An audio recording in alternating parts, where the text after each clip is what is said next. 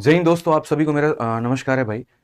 तो जैसे कि पिछले कुछ दिनों में आप लोगों ने देखा है कि किस तरीके से एसएससी में हजारों कमियां निकल करके सामने आई हैं, रेलवे में हजारों कमियां निकल करके सामने आई हैं और अलग अलग राज्यों के जो परीक्षाएं हो रही हैं उनकी व्यवस्था कितनी लचर है। यहाँ पे किस तरीके से यहाँ पर आपको एग्जाम के नाम पर धोखा दिया जा रहा है, किस तरीके से कैलेंडर निकालने के बाद भी यहाँ पर परीक्षा नहीं हो रही है और सेंटर ऐसे तबेले में दिया जा रहा है जहां पर इंसान पेपर देने के बजाय मुझे लग रहा है जाकर के टूर करके आ रहा है।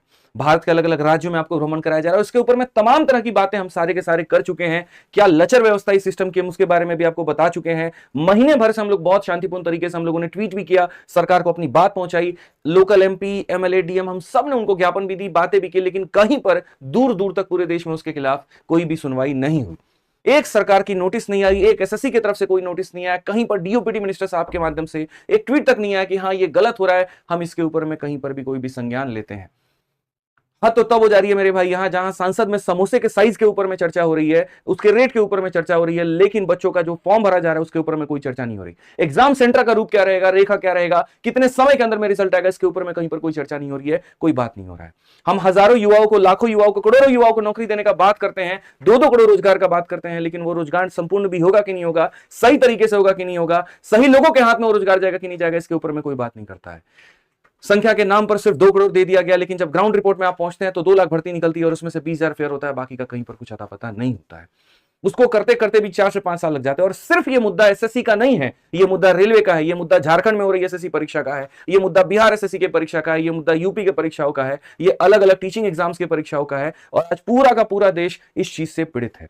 कोई एक पर्टिकुलर प्रणाली नहीं है, कहीं पर कोई एक व्यवस्था नहीं है, कहीं बच्चों को वादा कर दिया जाए तो पेपर समय पर नहीं होता। इसके खिलाफ पूरे भारत में युवाओं के अंदर एक बहुत बड़ा आक्रोश है, एक दुख है सबके अंदर में यहां पर कि हो तो क्या हो। और इसी के लिए 31 जुलाई को मेरे भाई सारे के सारे शिक्षक जो है डीओपीटी मिनिस्टर साहब से मिलने गए थे, उनके सामने अपनी बात रखने गए थे, लेकिन वहां पर जो हुआ वो एकदम अपने आप में बहुत ही ज्यादा दर्दनाक, बहुत ही ज्यादा भयावह था।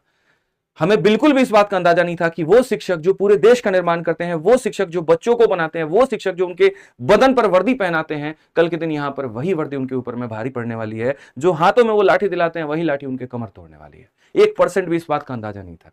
हम तो सरकार से अपनी बात रखने गए थे वहां पे कि हाँ 4 लोग जाएंगे, जाकर के बात कहेंगे और चर्चा हमें ये करके भगा, हमें इस तरीके से दिया गया, इस तरीके से लाठी ऊपर चार्ज कर दी गई कि अभी पार्लियामेंट में सेशन चल रहा है। तो सेशन चल रहा है तो हम भी तो वही बात कह रहे हैं कि उस सांसद में हमारी भी आवाज उठनी चाहिए। सांसद में जो लोग बैठे उनको चुन करके किसने भेजा? मैंने भेजा, आपने भेजा, हम सब ने मिलकर के भेजा। और किस लिए भेजा? कि समोसा के साइज के ऊपर में चर्चा हो या फिर हमारा जो हक है उसके ऊपर में चर्चा हो। किस बात के ऊपर में चर्चा हो? इतने समय के अंदर में एक भी यहां पर जो है मिनट नहीं दिया गया संसद के अंदर में इस मुद्दे के ऊपर में। क्या यह मुद्दा जरूरी नहीं है? यह मुद्दा आज भारत का सबसे बड़ा मुद्दा बन चुका है, जिसको लेकर के हर नेशनल मीडिया, हर सोशल मीडिया, हर व्यक्ति ट्वीट बना रहा है, वीडियोस बना रहा है, टैग कर रहा है यहां पे, और सरकार के कान तक अभी तक एक जू नहीं रंगी है।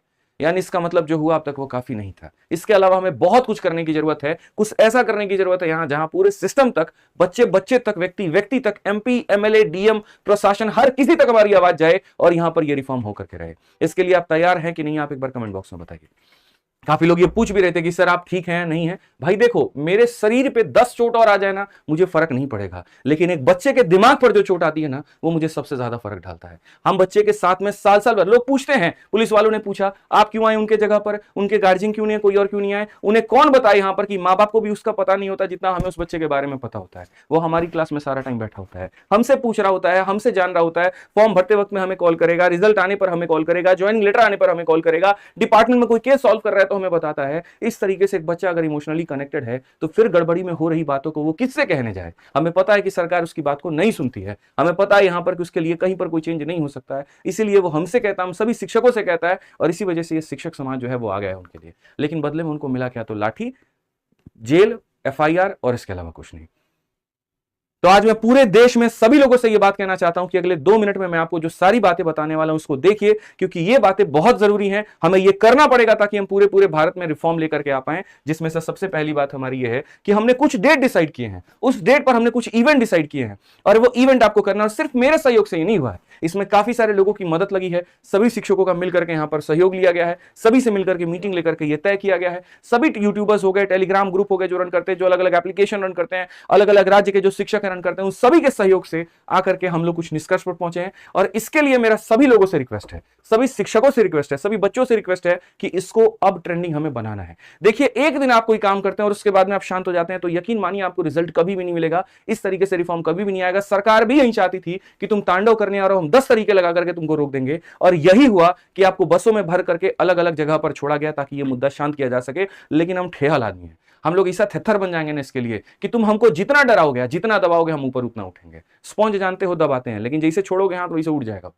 तो बस यही काम करना है मेरे भाई कि हमें हमारी आवाज सरकार तक निष्पक्ष तरीके से पहुंचानी है। हमने कोई चोरी नहीं किया, हमने कोई गुनाह नहीं किया, जो हमारा हक है हम वो मांग रहे हैं। जिसमें सबसे पहला काम इस पूरे देश के हर एक युवा को, हर एक शिक्षक को यह करना है कि कल 4 अगस्त को दोपहर के 12 बजे देश भर में एक साथ सभी जिलों में, चाहे कलेक्टर कार्यालय हो, एमपी कार्यालय हो, एमएलए कार्यालय हो, सभी लोगों को आप जाकर के ज्ञापन सौंपेंगे। ज्ञापन का ड्राफ्ट हम एक सैंपल आपको प्रिपेयर करके दे देंगे।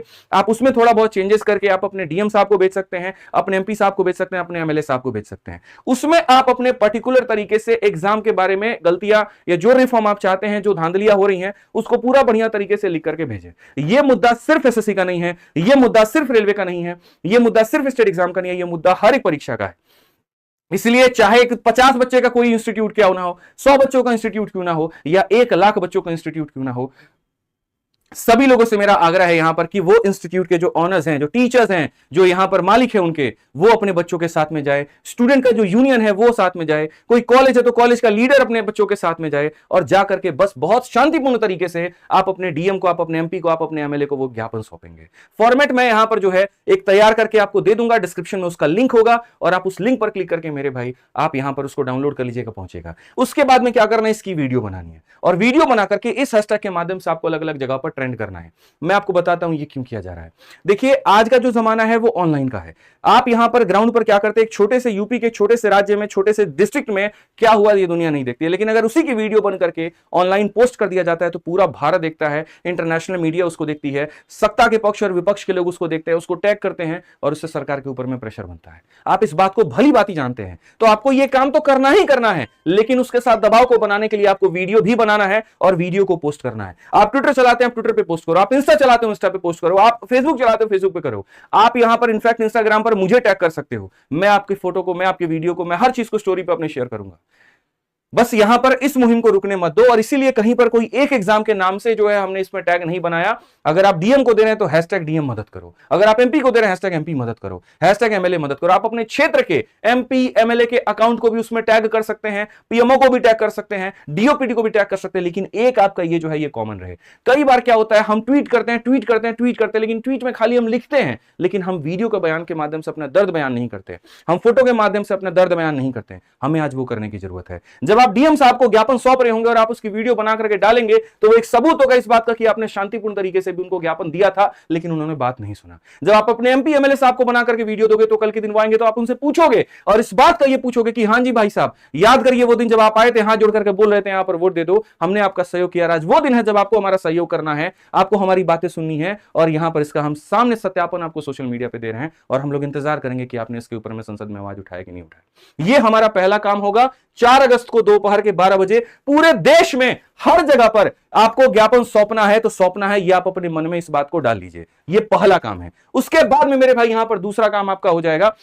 4 अगस्त को जैसे आप दोपहर के 12 बजे ज्ञापन सौंपते हैं तो 12 बजे के बाद में शाम को 6 बजे सभी लोग अपने परिवार के साथ में मेरे भाई थाली बजाने का काम करेंगे। आपको हो सकता है ये बात मेरी अब बचकानी लग रहा है, आपको हो सकता है कि यार ये कैसा मास्टर आदमी है जो यहां पर जो है थाली बजाने का बात बता रहा है, लेकिन मेरे भाई कई बार है ना, बहरों की सरकार में, कई बार बहरों की यहां पर दुनिया में थोड़ी शोर, थोड़ी आवाज करनी जरूरी होती है, और वो शोर और आवाज बस गैर कानूनी नहीं होना चाहिए।